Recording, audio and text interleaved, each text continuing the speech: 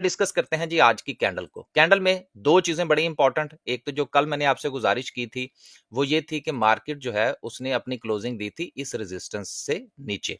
तो मैंने गुज़ारिश ये की थी कि अगर मार्केट जो है वो इसके ऊपर आती है, तो इसके नीचे आप स्टॉप लॉस लेके मार्केट में अपनी पोज़ीशन ले सकते हैं, एक चीज़।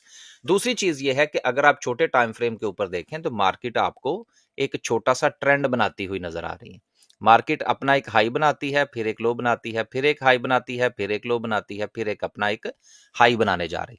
तो मार्केट जो है वो छोटे टाइम फ्रेम के ऊपर एक छोटा-सा ट्रेंड आपको बनता हुआ नज़र आ रहा है, जो कि 2 दिन पहले ट्रेंड नहीं था। और मैंने यही आपसे गुज़ारिश की थी कि मार्केट में जब आपने टेक्निकल्स के मुताबिक काम करना है, क्योंकि देखिए हमें टेक्निकल्स नज़र आएँगे तो मेरे जैसा बंदा काम करेगा ना। मैंने तो टेक्निकल्स पर काम करना है क्योंकि मेरी एक्सपर्टीज़ तो भाई और कोई है नहीं।